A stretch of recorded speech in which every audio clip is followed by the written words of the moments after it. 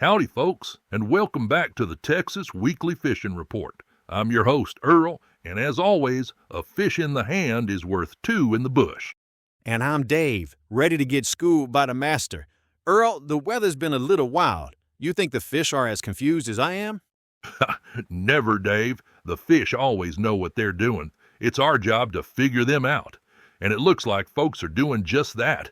Let's start up in Trinity Bay, because the report I'm seeing says the trout fishing is on fire right now.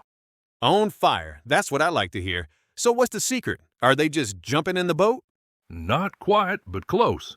Captains are saying that if the weather can just stabilize a bit, the trout become very predictable. They're targeting deep holes in mud flats and bottlenecks, choke points that drain the marshes. Okay, so find a deep spot where water's moving. That makes sense. What kind of bait is working? Two main approaches are killing it. For artificials, paddle tails or flukes in the Texas roach color have been excellent. Oh, hold on. Texas roach. You're telling me I gotta use a lure that looks like a cockroach? I was waiting for that. It's a color, Dave, kind of a reddish brown with black flakes. Looks more like a shrimp or a bait fish in that murky water. But if you want to call it a cockroach, go right ahead. Okay. Texas roach. Got it. What's the other method?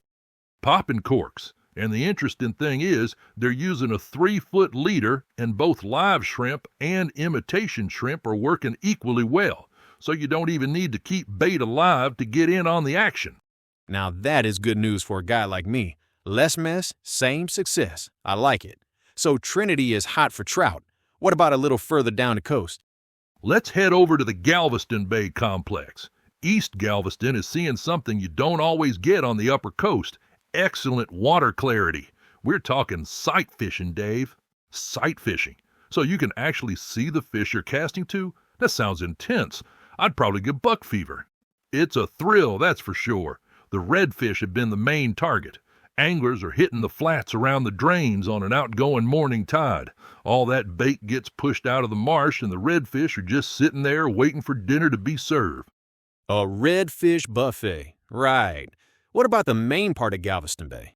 The best action there has been under the birds for the big bull reds. It's an absolute blast. But if you're after trout, they're hanging around the old piers on the west side of the bay. Bull reds. You know, I hear that term a lot. What makes a redfish a bull? Is it just a big one? Exactly. They're the big, mature breeder redfish, usually over 28 inches. They pull like a freight train.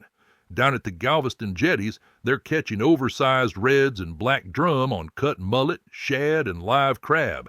Classic big fish bait. Man, that sounds like a workout.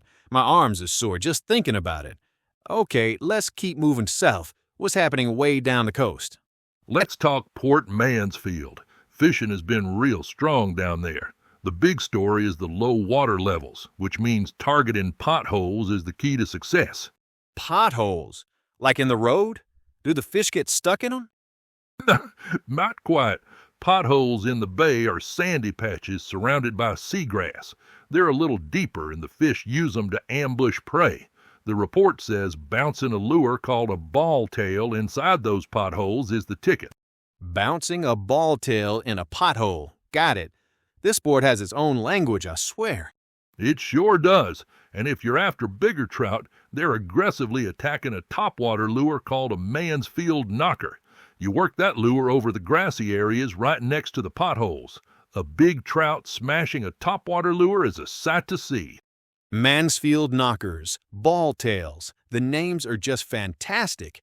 So what about just north of there in Baffin Bay? Is it a similar story? Baffin Bay fishing remains consistent.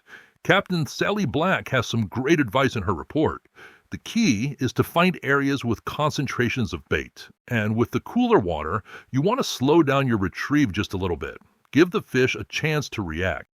Slow it down, right. That's a good tip for me. I always get too excited and start reeling like a madman. It's a common mistake. She also gives a classic piece of wisdom. Use darker colored lures on dark days or in off-colored water, and lighter colored lures on bright days or in clear water. Match the lure to the conditions. You know, that seems so simple, but I bet a lot of people, including me, forget to do it. It's fundamental, Dave. Let's wrap up with one more spot. Let's look at Rockport. Captain Eric Oliver reports exceptional conditions with very low tides. The fish are concentrated. Low tides are good? I think you'd want more water. Not always. Extremely low tides pool the water out of the back lakes and marshes, forcing the redfish and drum into predictable areas. He says to look for shallow spots, even knee-deep water, with a drop-off right next to it. Ah, so they have an escape route to deep water. They feel safe there. Makes sense. Precisely. The redfish are biting cut mullet and dead shrimp, and the drum are hitting dead shrimp. Simple, effective, and a great way to put some fish in the cooler. Before we wrap this up, Dave, we have to talk about one more iconic spot. The reports from the Matagorda Bay Complex have been consistently strong, and it's a paradise for anglers who like to get out of the boat and wade. Wade fishing. I love that. There's something special about being in the water with the fish. So what are the waders finding down in Matagorda? Well, I feel like I've learned a ton today. Texas roach, potholes, bull reds. I'm ready to hit the water. That's the spirit, Dave. Well, folks, that about does it for this week's report. The fish are biting. You just gotta go find them. Thanks for tuning in, everyone. Until next time, remember, a bad day of fishing beats a good day of work. Tight lines, everybody.